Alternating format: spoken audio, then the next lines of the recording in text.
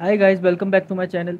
Today we are going to learn how to create this game using JavaScript, HTML and CSS. So for that I will be using a framework of JavaScript. You can use either React or Next. I will be using Next because I don't use create React app now, but I'm not be doing any Next.js specific task. So you can use React or Next for this project, and we will be learning how we can add event listeners, how we can update state, render component, and JavaScript loops, and all that stuff. And this is a complete beginner's tutorial. Everyone can follow it. So let's get started. So here I have initialized my Next.js project. I have removed all the necessary files and folders. I have removed my CSS also. And now if I go and run my project, there's only snake game written here. So you can initialize React project like that as well. And secondly, I will not create any component and all that stuff, component folder and all that stuff, and I will be using only my main page.js file. If you are working with React, it might be app.js file, and all the code will come here. So I will not be making things complicated, so beginners can also follow it. So now our first step would be to create that layout, that maze, and that snake, and that food. So in order for that, there is a simple HTML, and that HTML I have that a main tag. Okay, so you can use div also. Here I will use divs for the sake of simplicity. I am using div here. Okay, and I will give it a class of container. Now what I will do, I have a div with a class name of score, and here I will have my score, and currently I will be using span. I'm using just a span so that if in future if I want to style it, I have more power over it, and it's default to 30 now. We will change it, of course.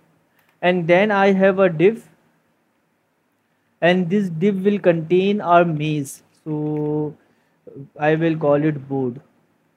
So this is our simple HTML. Now all the cells that you saw in that game will be generated from JavaScript.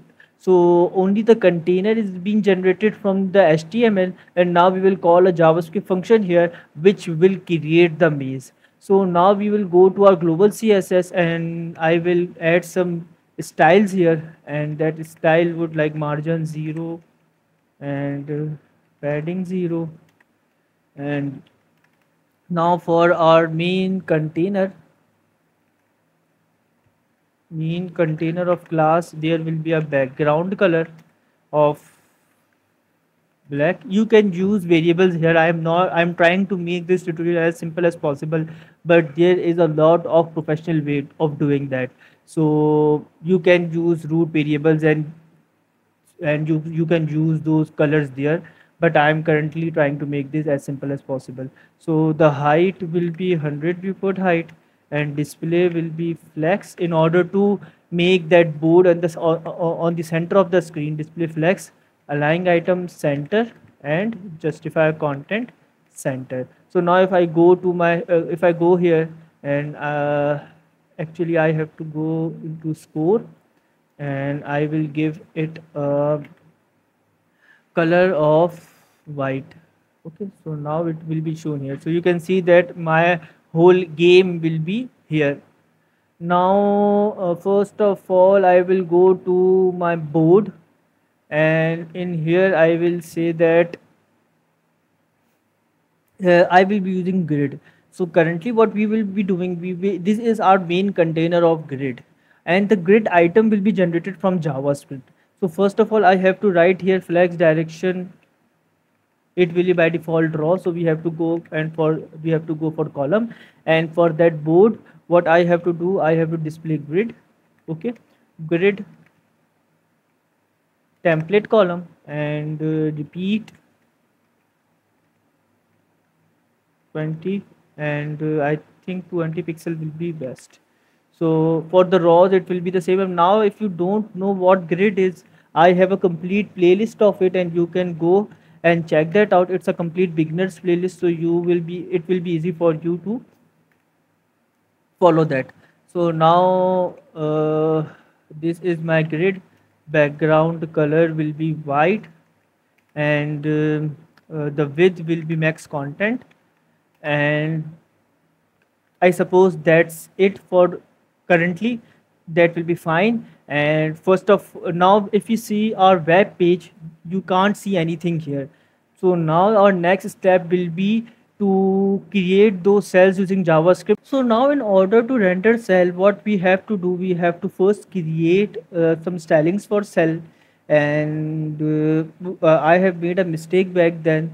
So we don't have to put give background color to board. So here we have a property of gap of 1 pixel.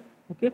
So and now the background color will be here, and then I have a width of 20 pixel and height of 20 pixel. Okay. So now in order to render the cell here, what we have to do, we have to call a function called render board, and this function will be a JavaScript function here, and there is nothing Next.js specific, so you can use React for it. And render cell, render board, and then in the render board function, what we have now, we will have a variable here, and it will be like total grid size. So now the total grid size is around 20. We have defined here 20 rows and 20 columns. So now in order to render cell, what we have to do, we have to create two loops, a loop inside a loop. Just because the first loop will render the rows, then the next loop will render column. So what we have to do, we have to create two loops here. The first loop will be called row, and the second loop will be called column. Okay. And so this is our first row and this is our second row, and I have a variable here. That variable will be called cell array. Okay, cell array. And now what we will do, we have to go to total grid size, so it will be less than, it will run 20 times. And then for every time I have a variable called class name, and that will be equal to cell currently. After that we will render snake and food, so we will add multiple classes here. So I'm just making a string. Now I have a let cell, it will be a variable, and in that variable I have a div. Okay, and in that div, what I have is a class name called class name, and then I have to give it a key, so the Next.js or React.js can render it properly. And for that, what I have to do, I have a row and column, and I have to give it a string. So okay, and now at the end I have to I have cell array dot push cell, and then this function will return this cell array. So render board function will be called. And why we are not seeing something here? Yes, we forgot that return statement here. So now you can see that we have a maze here also. And now in order to, I will add a gap 10 pixel property. So now we have a clear differentiate here. And I can use, I think, 30 pixel. No, I want 30 pixel. 30 pixel and 30 pixel, so it will be a little larger. Okay, so now we have our maze here. So now we have to render that food and sneak on that maze. In order to do that, what we have to do, we have to create two classes, one for food, and we just have to give background color red, and one for snake, and the background color will be green. Okay, and you can choose whatever color you want, and that in the page.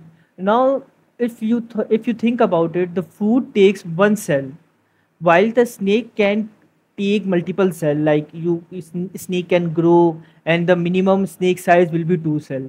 So what we have to do, we have to first give initial, or you can say default values to them, so that when the game starts, where should be the food or where should be the snake.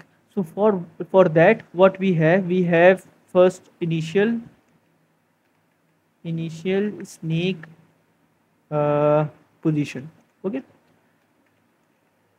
Now, as we have discussed, the snake will can take multiple cells. So for that we have a array, and that array we have two objects. Every object will contain an x and y. Okay, x and y. Now I want to place the head of the snake at the middle of the maze. So for that we have total grid size divided by 2 and total grid size divided by 2. So the x will be 10 and the y will be 10, so it will be placed 10 from the x-axis and 10 from the y-axis. Okay, and the body of the snake will be total grid size divided by 2, and total grid size by total grid size divided by 2. And it will be like, I just want that it should, the body of the snake should be one cell after the head, so I just added +1 on the x-axis, and the y-axis would remain the same. We will check it if we want to change those things, we can change it later. And now we have two states here. So for that I have used const food, set food, and it will be a use state, and it will be an object, and in that object we will have like a random value y5. And if I go, and it will be snake and set snake, and then initial snake position. Okay, initial snake position. So now what we have to do, when our component will re-render, this function will be re-rendered. The render board function will be called every time, and every time it render our main grid, it should render the food and the snake.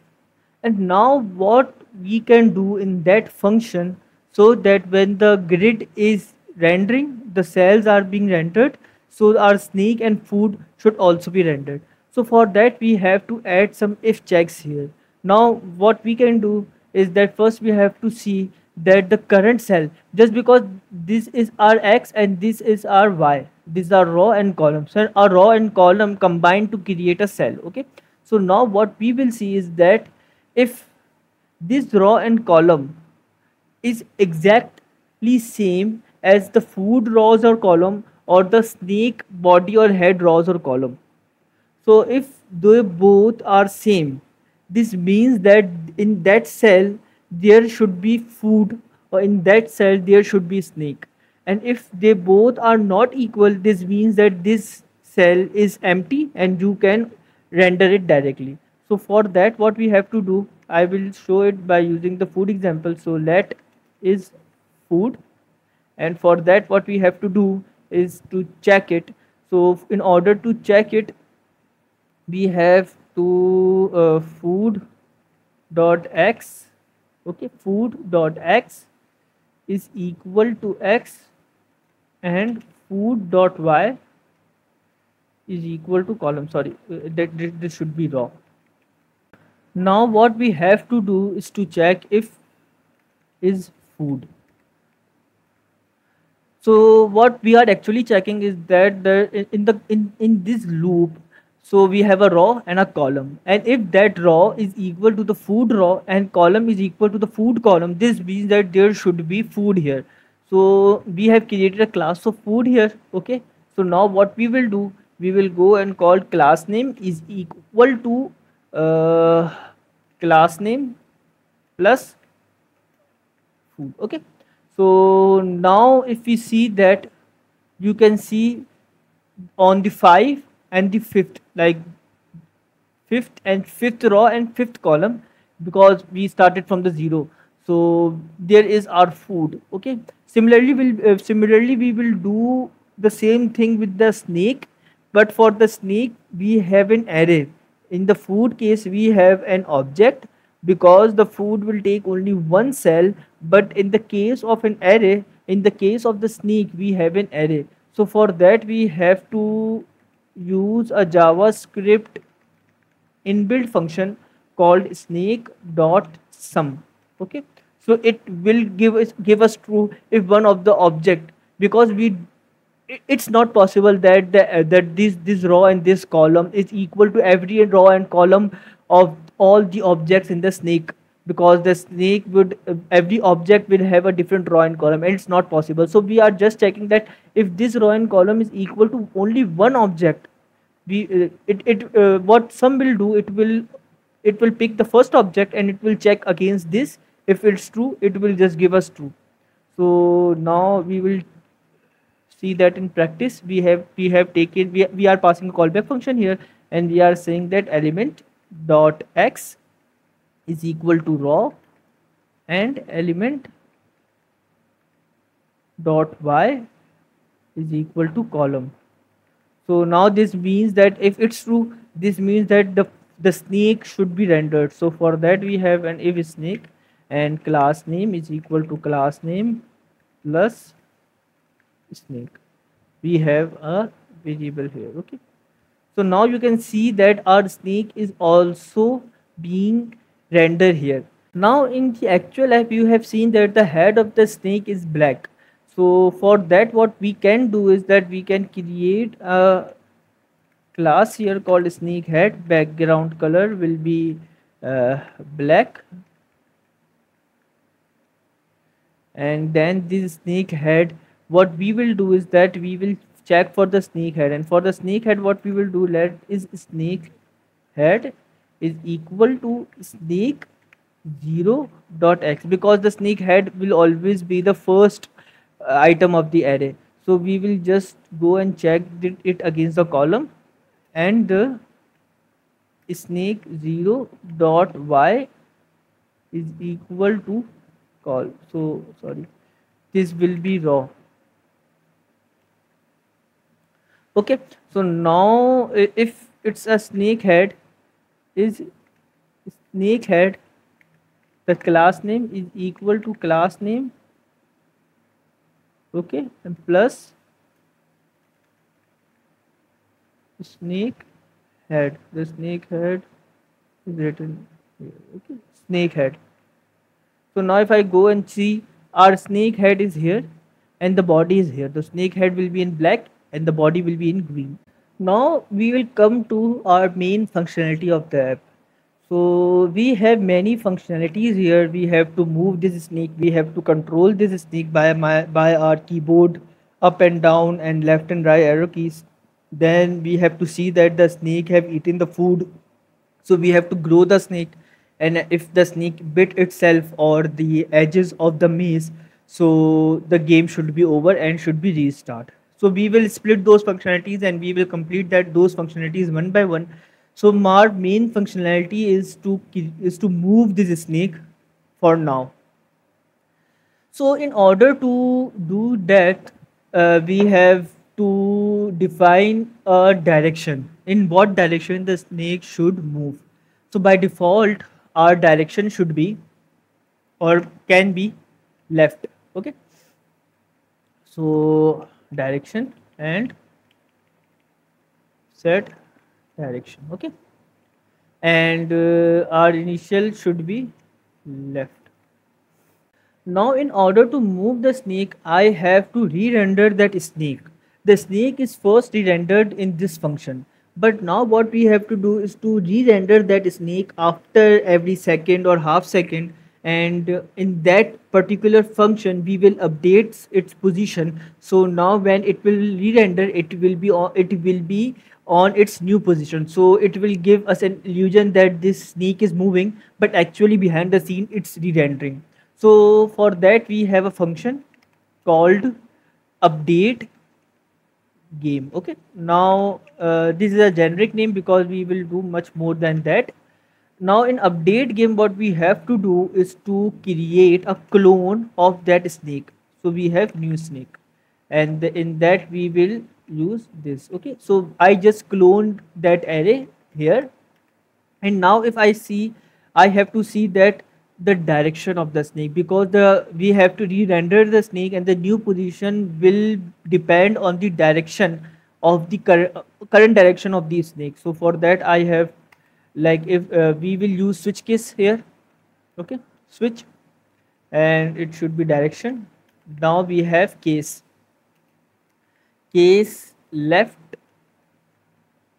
okay, case left. And for the case left, which is our current case, what we have to do now, we can, now if you see that when we have to move the snake in the left, on the left, the x-axis remain the same, the y-axis change. So which means that we have to update the position on the y-axis of the snake. But how? We have an array of object. So what we actually do is that we add a new object, and what we will do, we will add a new object in front of an array, and then afterwards we will pop the last object of from the array, and we will have to add some more additional conditions there. But for now what we have to do is that new snake dot unshift, and here I will create a new object. So currently what we will do, we will have x, and the initial we will say that snake, okay, snake, which is our snake 0, which is our which is the head actually, snake 0 dot x, so it will remain the same. And for the y, what we will do, snake 0 dot y, and in order to move left we have to plus it by 1, okay, and we will break, okay. And for the case of, we have a case of right, so the right case will also be the same, the x-axis will remain the same while the y-axis will be -1 for right. And for up actually we have to, the y-axis will remain the same, the x-axis will be -1, and for down the x-axis will be +1, the y-axis will remain the same. So this is our case, and at the end what we have to do, we have to set snake and this new snake, okay. Now what is remaining, we have to remove new snake dot pop, we have to remove the last object from the array, just because we have added an object on the front, so we have to remove the last object from the array, so the snake size remains the same. Now why we are doing this, we are doing this because when we will add the functionality of ate food, so when the snake ate the food, the size will increase, so we have to add those functionalities, those conditions here. Now you can see there is nothing changed, nothing changed in our game, just because we haven't called this function. And now how we will call this function, we will call this function in a use effect, okay. And in the use effect what we will do, we will have a set time interval, okay, set interval, okay. And the set interval will take a actually update game, is take a function, and I am telling it to call it after every 500 millisecond, okay. Now for the sake of optimization our code, we will remove this interval when we will return and clear interval and update game, okay. So it is just when the component unmount, it will remove this interval, it will clear the interval, so we have optimized code.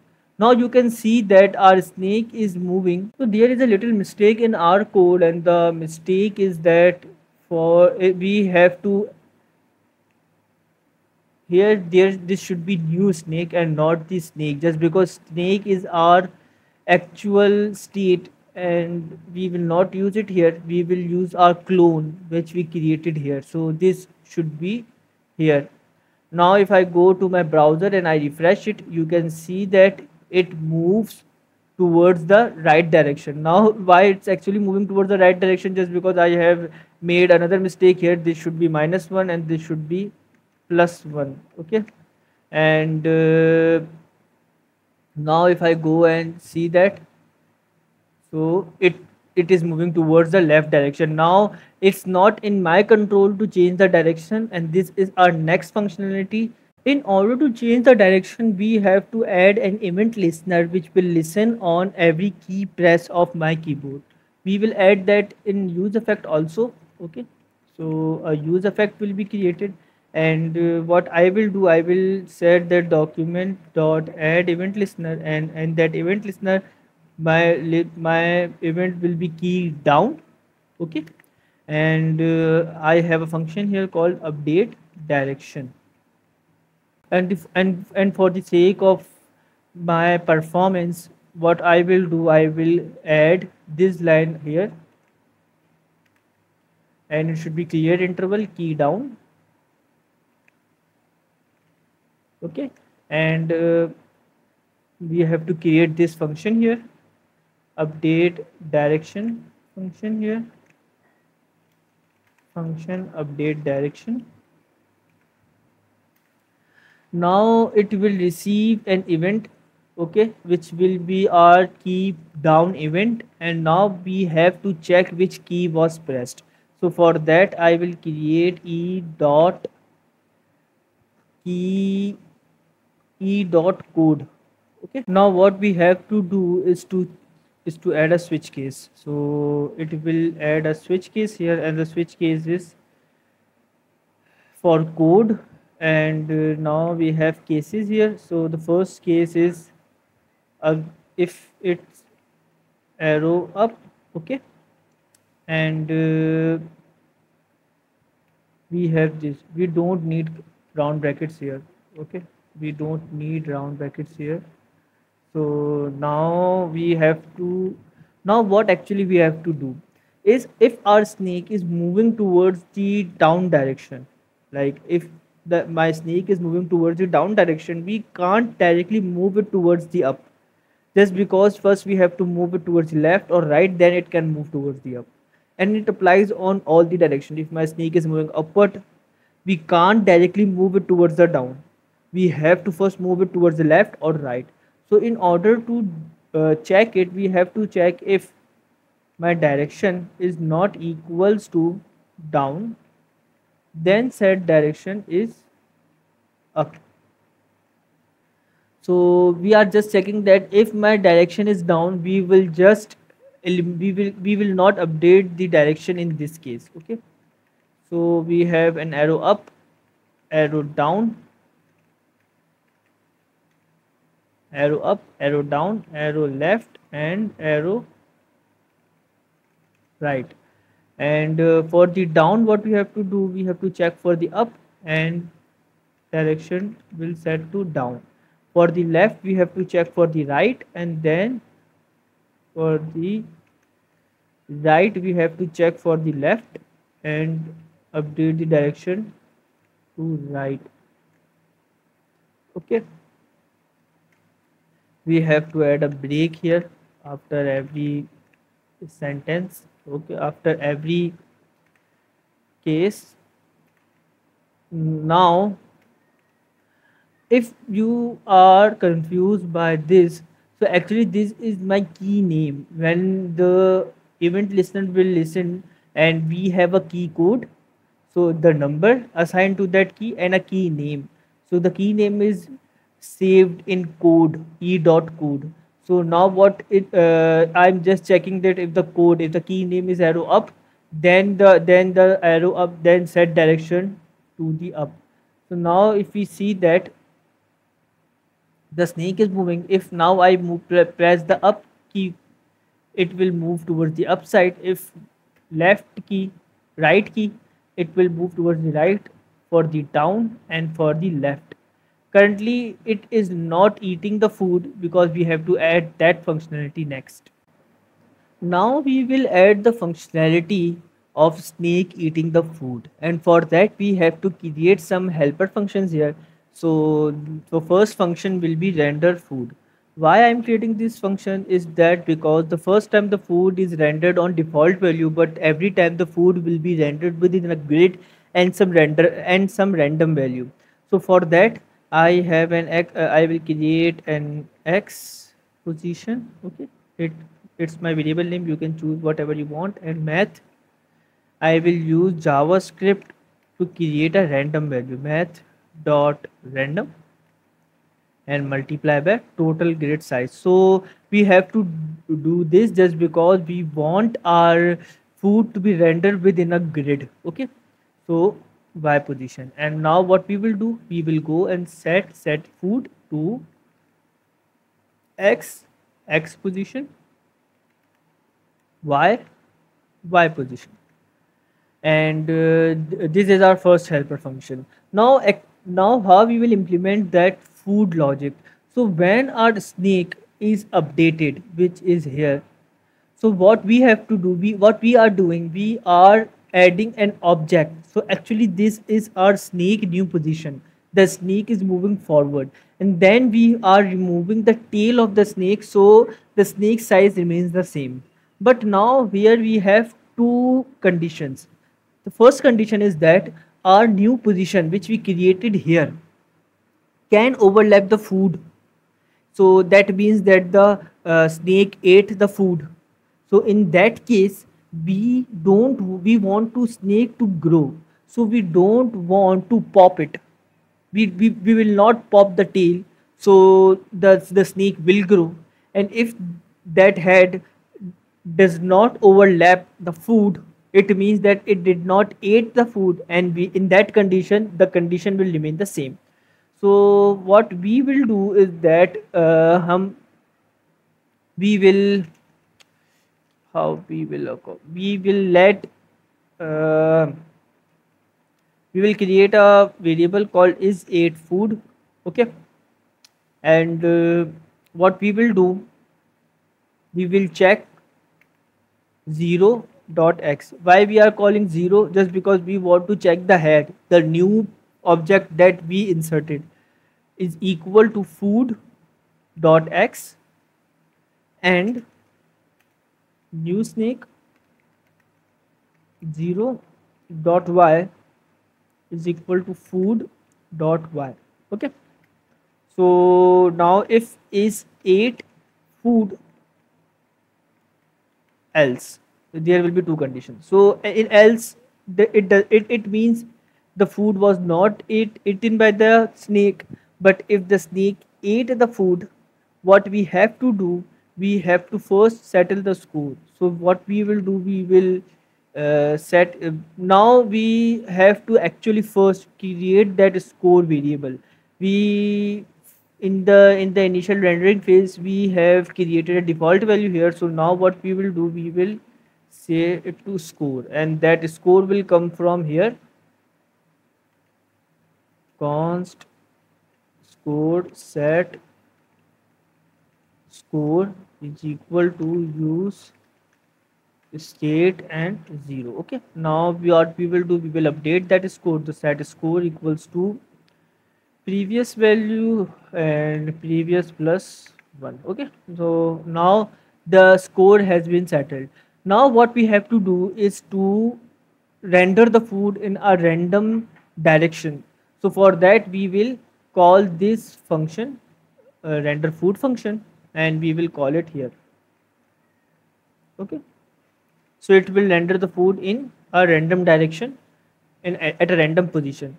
We will update the game, and now if I go and eat this food, you see the size grows. We are not removing the last object which we added, and the food appears in a new position.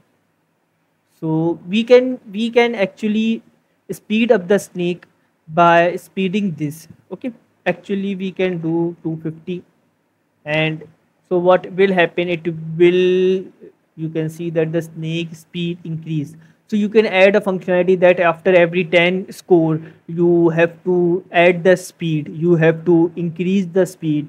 Or what you can do is that you can create another set interval which actually randomize the food. So after every 15 seconds the food position change. So now we have to add the final piece of our puzzle, and that piece is that if I reload the game, what I have to do, Currently my snake is eating the food and the snake is moving in a particular direction, but if I bit myself, or my snake hit the grid container, the game should restart. So now in order to complete the functionality, we have to check that if the snake hits the edge of the grid or not. So for that, what we will do, we will go here and we will actually we will see that if snake 0.x is actually my head of the snake is less than 0, or snake 0 dot y is greater than 20,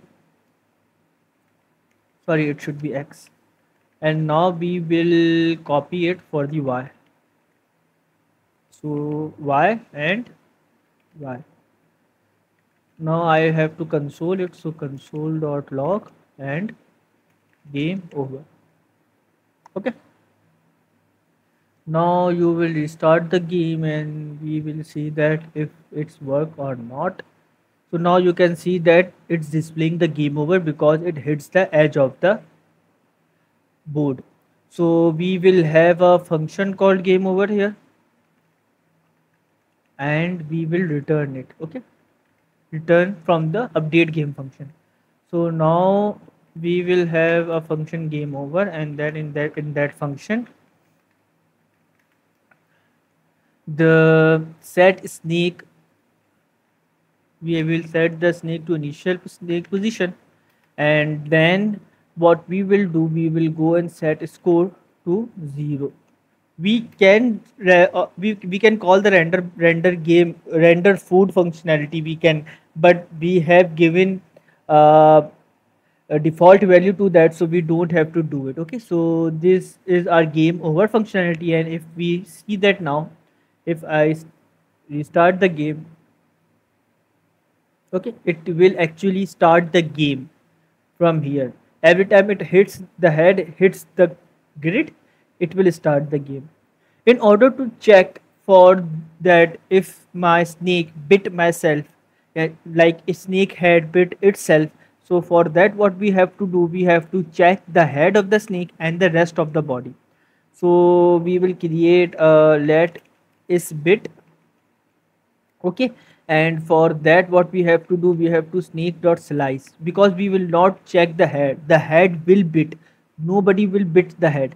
So what we will do, we will call snake dot slice, and we will remove the first object with the slice actually, and then I will call the sum functionality, and what I will do, I will call that element dot x is equal to snake 0 dot x, and element dot y is equal to snake 0 dot y. Okay, so if it's true, it means that the snake bit itself, and for that what we will do, we will call the same thing here, game over, and return. Now we will check that too, and I am getting an error here. So the error was actually simple. Actually, I have made a mistake here. The slice should be from 1. And now if I go to my app and I restart it, so you can see that my snake is in my control, and after eating the food, it grows. And if I eat myself, and you can see that if I eat myself, it's just restart the game because my head hits the body of the snake, and that condition which we added is bit condition, that comes to true. Now this is a complete functionality of the game. You can add more functionality in it, and you can use any other framework to create this. But now what I want to talk is to how you can approach things like that, like when you see a game, or when you want to create a logic, what approach you do. Actually, the approach is very simple, as we have done in this tutorial. You split the game, you split that logic into many parts. In our tutorial, what we do is to render the game first, then we pick one functionality and implemented that. When you see a project or when you see a logic from an eagle eye view, you will be you will get feared. You you will be having thoughts that I can't uh, make that, I can't do it. But when you split those things, when you split these functionalities, the things get much easier. So this is for this tutorial, guys. I hope you enjoyed the tutorial. I hope you have a clear image of how you can approach things like that. And comment below if you want something to be improved. I am a complete newbie in this field, so I know I have made a lot of mistakes and lot there is a lot of room to be improved. Thank you.